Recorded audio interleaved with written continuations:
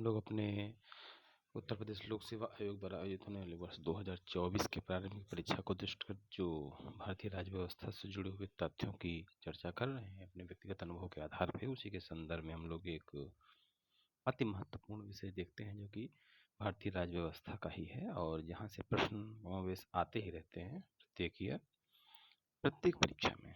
This is not only for UPSC and UPPCS and below the upper subordinate examination. The questions from here generally comes. So this is the fourth schedule. ये चौथी अनुसूची है. भारतीय संविधान में अनुसूचियों की संख्या, शेड्यूल्स की संख्या 12 है.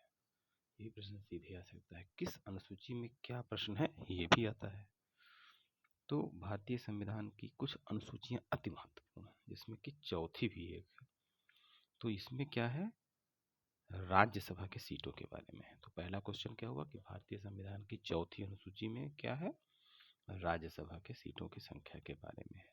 अब प्रत्येक राज्य की कितनी सीटें होंगी राज्यसभा की, उसका वर्णन इसमें किया गया है. यही निर्धारित करता है कि भारतीय संविधान के प्रावधान के अंतर्गत राज्यसभा, जो कि हमारे संसद के दो भाग हैं, राज्यसभा, लोकसभा, और तीसरा अंग है राष्ट्रपति. तो संसद तीन चीजों से मिलकर बनती है, लोकसभा, राज्यसभा और राष्ट्रपति. ये भी प्रश्न आ चुका है प्रारंभिक परीक्षा में. और राज्यसभा का कार्यकाल 6 वर्ष होता है, लोकसभा का कार्यकाल 5 वर्ष होता है. लोकसभा के सदस्य जनता के द्वारा प्रत्यक्ष रूप से निर्वाचित होते हैं और उसमें कुछ नॉमिनी भी होते हैं. राज्यसभा के सदस्य अप्रत्यक्ष रूप से चुने जाते हैं. अब इन्हीं प्रश्नों के इसमें से आप ये इसमें कई बार विभिन्न राज्यों की राज्यसभा सीटों को मिलाने के लिए आया है. ठीक है, पश्चिमी बंगाल में कितना है, उत्तर प्रदेश में कितना है राज्यसभा की सीटें, तमिलनाडु में कितना है, केरल में कितना है, इस तरीके से पूर्वोत्तर में कितनी है, कहाँ कहाँ पर एक है. ये प्रश्न अति महत्वपूर्ण है और कमोवेश मुझे अधिकांश एग्जाम परीक्षाओं में इससे मिला है. और फैक्चुअल प्रश्न यहाँ से आता है, मिलाने के लिए आ सकता है, क्रोनोलॉजी आ सकती है. 3 तरीके के प्रश्न यहाँ बनते हैं. एक तो डायरेक्ट, गोवा में राज्यसभा की सीटें कितनी हैं, इस तरीके से हो गया. केरल में राज्यसभा की सीटें कितनी हैं, उत्तर प्रदेश में कितनी हैं. और दूसरा है कि निम्नलिखित राज्यों के राज्यसभा सीटों के बढ़ते हुए क्रम में रखिए. मुख्य परीक्षा में उत्तर प्रदेश लोक सेवा आयोग के मुख्य परीक्षा में, जिसमें बहुविकल्पीय प्रश्न होते थे 2018 से पहले, उसमें बहुत कई प्रश्न पत्रों में आया है, मिला है. तो ये एक राज्यसभा के सीटों की संख्या के बारे में फैक्चुअल प्रश्न. अभी कॉन्सेप्चुअल हम लोग जब लोकसभा राज्यसभा के बारे में चर्चा करेंगे उस समय देखेंगे कि उच्च सदन, निम्न सदन, किन किन राज्यों में विधानमंडल है, विधानमंडल में विधान परिषद है.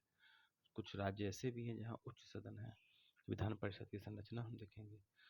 तो ये सब जो व्यवहारिक प्रश्न हैं कमोवेश आते ही रहते हैं प्रत्येक परीक्षा में. और इसकी इम्पोर्टेंस इसलिए बढ़ जाती है कि जो कि मुख्य परीक्षा और प्रारंभिक परीक्षा में दोनों में राज्य व्यवस्था के वे तथ्य जो कि समसामयिक रहते हैं अधिकांशतः पूछे जाते हैं.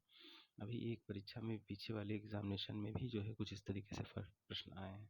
तो इसको पॉज करके आप अपना अध्ययन करें और इसको मेमोराइज करने का प्रयास करें.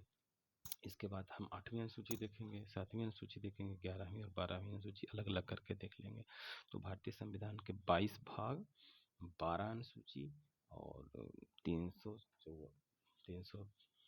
ज़्यादा अनुच्छेद. अनुच्छेद डायरेक्ट नहीं पूछे जाएंगे, कभी कितने हैं पार्ट करके ही पूछे जाएंगे, जो कि अधिकांश परीक्षाओं में आते रहे हैं. इस तरीके से इसमें भारतीय राज्य व्यवस्था के इस तथ्य को हमने बताने का प्रयास किया. संविधान सभा से जुड़े हुए तथ्यों को मेमोराइज करके रखें आप.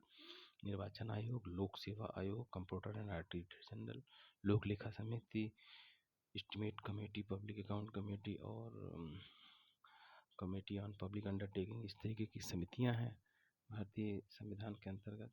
तो वो देखें. और बजट से जुड़े हुए प्रावधान भी देखना अति आवश्यक है. बहुत सारे ऐसे फैक्ट्स हैं जिसके कि हम लोग समय समय पर देखेंगे. और इसको हम यहीं पर करते हैं विराम.